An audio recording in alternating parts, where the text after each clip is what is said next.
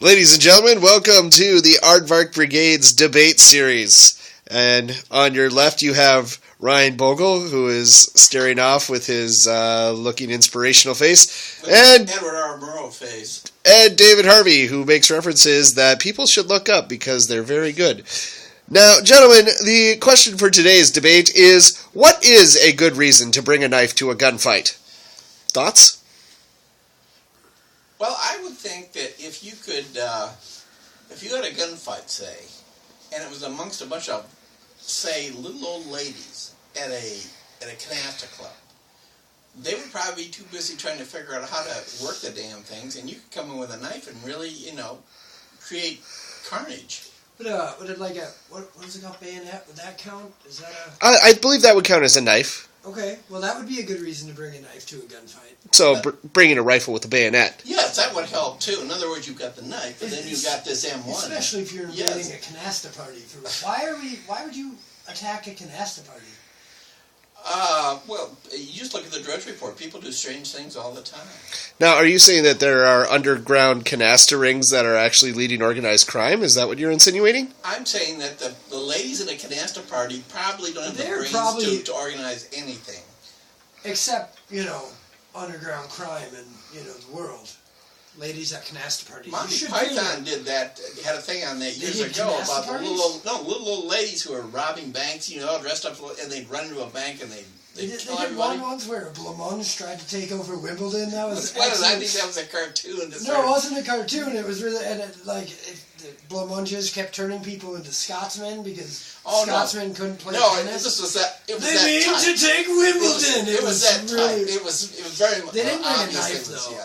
But no, you had the moderator saying, and he was moderating it like Dragnet, like such and such went on such and such a day, and you said these little ladies are running in a group into a bank, and then they kept running out, and they'd be shooting away, and it was obviously Monty Python. I would think if you were trying to win Wimbledon, that would be a second good reason to bring a knife to a gunfight. How does that so tie? Bayonets and Wimbledon. It's a good reason. What the question was? Why should you bring a knife to a gunfight? Right. And I say to win Wimbledon. Yes, but you haven't made the connection. It's like saying, okay, Jesus Christ died for your sins, but nobody makes a connection. How does that tie in with your sins? Well, he probably wasn't trying to win Wimbledon.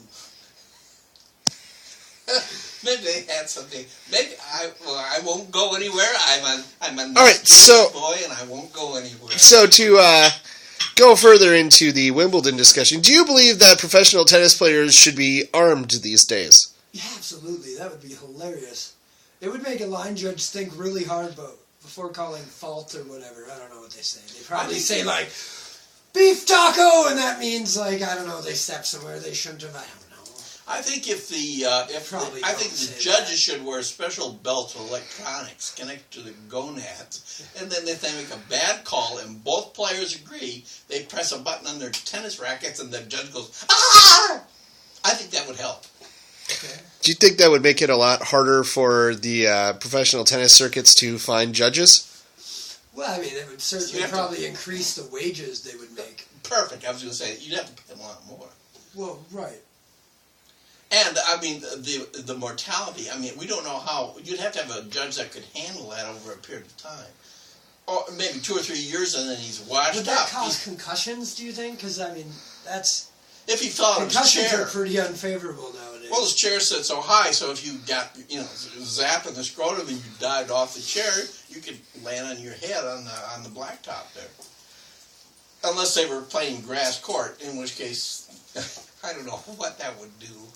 Probably make it a little easier on the judge. What are you doing there? Oh, I didn't realize you were Jack the Ripper. I wanted to wear my left hand was cold.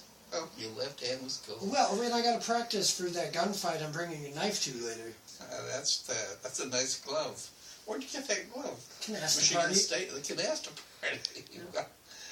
Well, so what did the women think about you at the canasta party? You don't seem like the kind of person that would fit right in with a canasta party. They didn't know I was there.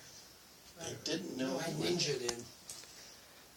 So you must have stolen that glove then, unless No, they were another giving it away ninja as a door prize or something. I don't steal gloves from canasta parties. Well, Where did you take me? You said you got it from a canasta party. Look, are we debating about knives and gunfights and Wimbledon and mirrors? Yes. That's As a matter of fact, I guess that's what we are. So what is it? Why is my glove? We're trying to be amusing, and if it takes masks and gunfights and mirrors and what the hell else you were talking about, I will say anything to be amusing at this point. I don't want to play tennis. All right, one last question. What do you believe? I'm glad we cleared that up. I just am very glad we cleared that subject up. The last question I have for you gentlemen is, if there was a duel between two combatants and they had the same weapon, what would be the funniest weapon for each of them to have for a duel to the death? A herring. A balloon. All right, so the final... It's almost like a herring. A herring is actually, pretty close to a balloon. Well, I mean, it's just Monty Python in my brain. You No, must chop this tree down with Yes, this herring. we will torch you with this pillow. A little old lady torching her with a pillow because we're Spanish from the Spanish Inquisition. Right, and If nobody you, expects. if you haven't seen it, you better see it. So, Definitely watch Monty Python. Absolutely. Monty Python, I'm going to a list of shows I like, but Monty Python is very good. all right, the final score for this debate, Ryan Bogle 17, David Harvey 17, Monty Python 150. Right Thank you. on!